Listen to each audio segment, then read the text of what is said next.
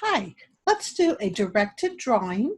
You'll need some drawing paper. I have a drawing notebook. Any kind of paper will work. If it's blank paper, that's better than lined paper, but lots of people draw on lined paper too. You'll need a pencil. I know some of you will recognize the pencils that I like to use. Any kind of pencil. And when we're done drawing, we're going to write some sentences. You'll also need some colors or some markers or some colored pencils or whatever you want to color with. Are you ready? Okay, let's begin.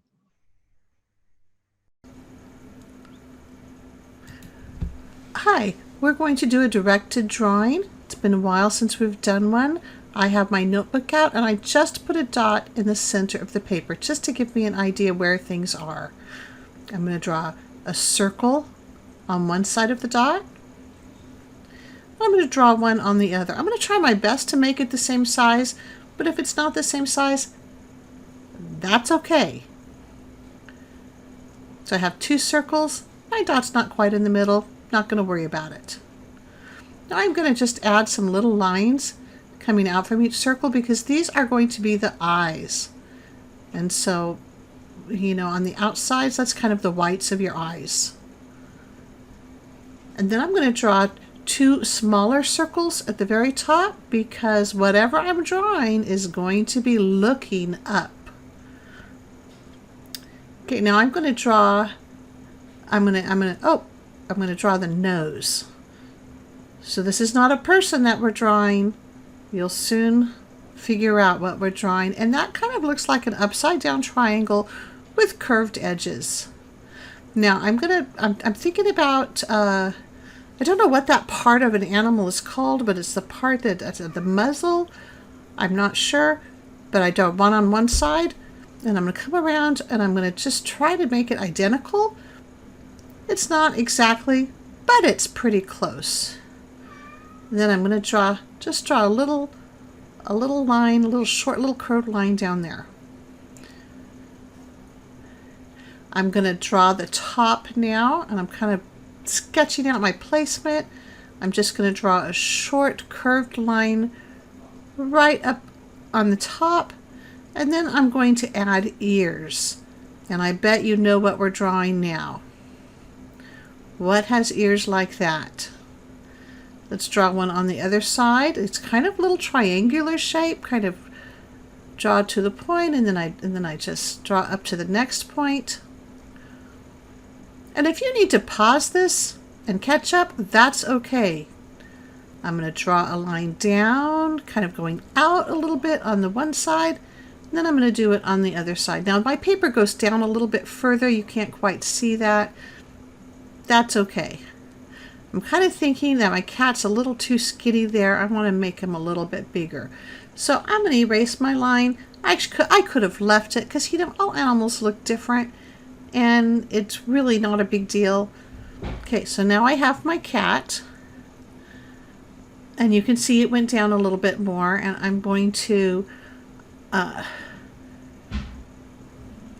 of start at the bottom and come up, and it's almost like I'm making a rainbow, but it's just part of the cat there.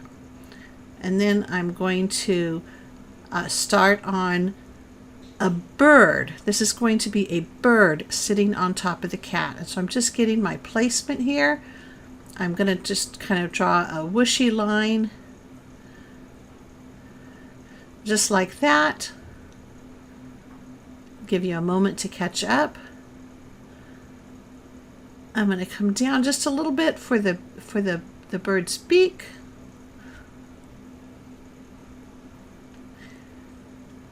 And then I'm going to draw just a little short little curve at the end for the tail feathers. And then I'm going to draw another curved swooshy type line connecting the beak to the tail feathers. And that's going to be the bottom of the bird's body. And it's nothing exact. Now my bird needs some legs, so two little lines for the one leg, and I didn't quite go down far enough. Fix that there. Then I'm going to draw the other leg, just two more straight little lines. lines, and the little claws there. Okay, you'll notice my bird doesn't have any eyes. So I'm going to draw, oh, I guess I did the beak first. There's the beak. And then now we'll do the eyes. I start with a good sized circle there. And then I'm just going to make that a little smaller. And I'm going to draw another little circle inside for the pupil. Now what is my bird missing now? You guessed it. Little swishy line there, kind of curved, and then I'm gonna kind of go down, come up a little bit. I didn't go up all the way because I want to have the illusion of feathers. Just kind of draw it down, a couple little feathers there. Oh, didn't quite make it. That's okay. So now I have a bird sitting on a cat, and oh, I forgot to put the little inner ear there. So I'll put little triangles there for the inner ear, one on this side, one on the other side. And you can probably hear some noises in the background. That's okay. I'm doing this in my bedroom and other people are up. Putting some whiskers on. Put 4 of them. I think I'm going to put another one in. Now we need to put some whiskers on the other side. And there we have it.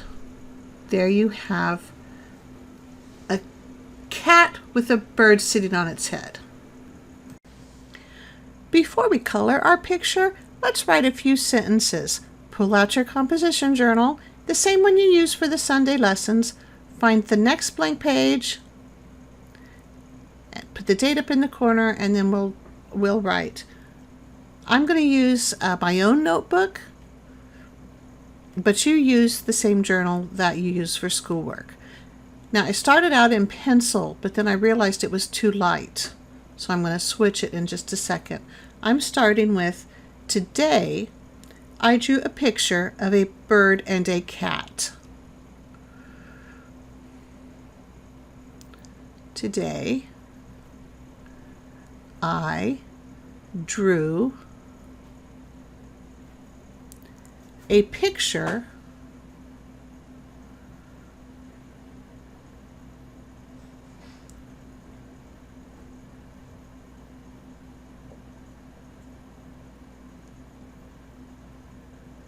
of a bird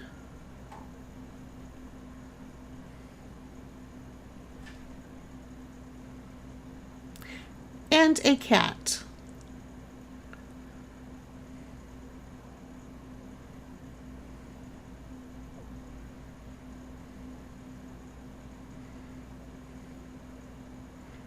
Oh, almost forgot my period. Okay, I'm going to pause it for a moment to give you a chance to catch up.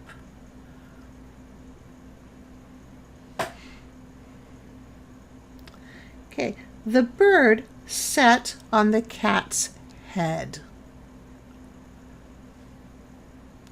The bird sat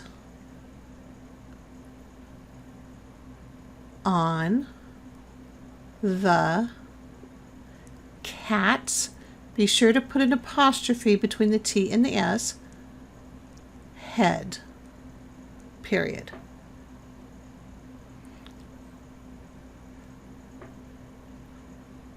I wonder what they were thinking.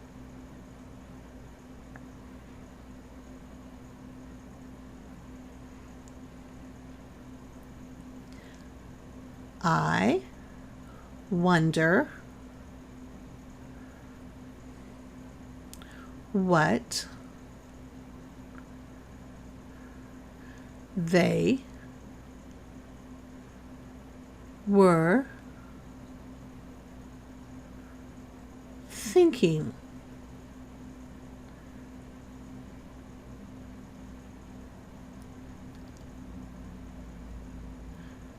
Okay, now you've got some time to think about what they were thinking, and maybe you can write another sentence or two.